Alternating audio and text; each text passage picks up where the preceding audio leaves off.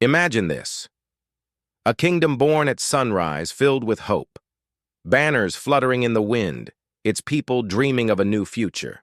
And then, by nightfall, it vanishes, swallowed by history, erased almost as if it had never existed. This is the story of the kingdom that ruled for just one day, a tale so fleeting that it seems more like a legend than reality. But it happened, and its echoes still whisper through the corridors of history. It was the year 1816. Europe was still reeling from the Napoleonic Wars. Borders were shifting like sand, and power was being traded in secret meetings rather than on battlefields. In the midst of this chaos, a tiny spark of rebellion ignited in what is now modern-day Poland. The people of Kraków, inspired by revolutionary fervor, dreamed of freedom. And for a single, remarkable day, they got it. Chapter 1. The Rebel Leader. The heart of this story was Count John Nepomucen Potocki, a man of vision, intellect, and daring. A historian, an adventurer, and a secret revolutionary, Potocki had long dreamed of an independent Polish state, free from the suffocating grip of Austria, Prussia, and Russia. Poland had been carved up and divided between these great powers. In the late 18th century, its very existence erased from maps, but not from the hearts of its people. On the night of April 14, 1816, whispers of insurrection passed from ear to ear in the dimly lit taverns of Kraków. Under the cover of darkness, a group of rebels armed with little more than muskets and conviction stormed the city's main garrison. The Austrian troops, caught off guard and outnumbered, surrendered before dawn.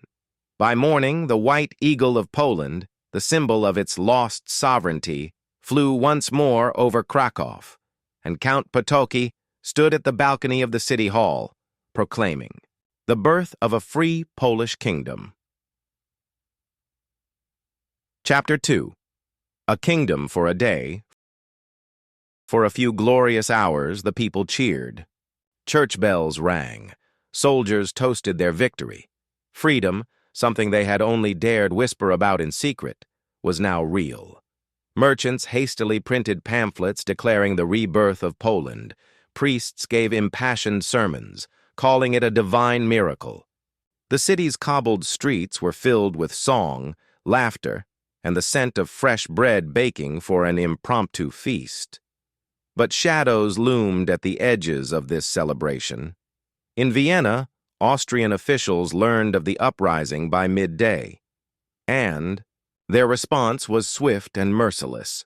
By afternoon, an army of 2,000 Austrian troops was marching toward Kraków. The rebels, numbering barely 300, had no chance.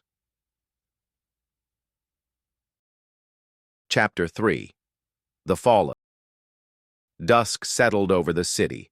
The bells that had rung for victory now tolled in warning. The Austrian forces stormed Krakow's gates, cannons roared, and muskets cracked in the streets. The battle was short, brutal, and one-sided. By midnight, the dream was over. The White Eagle flag was torn down, its fabric trampled in the mud. Potocki, captured and shackled, was dragged before Austrian commanders, accused of treason.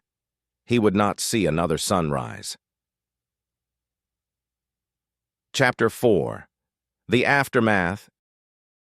And just like that, the kingdom of Kraków ceased to exist.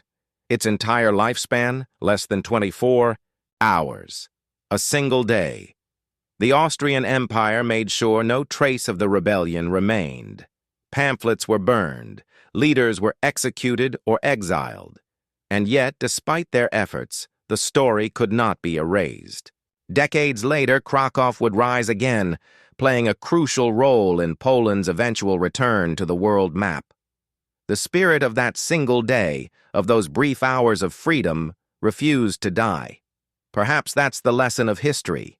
Some kingdoms last centuries, others mere moments. But time is not the only measure of significance.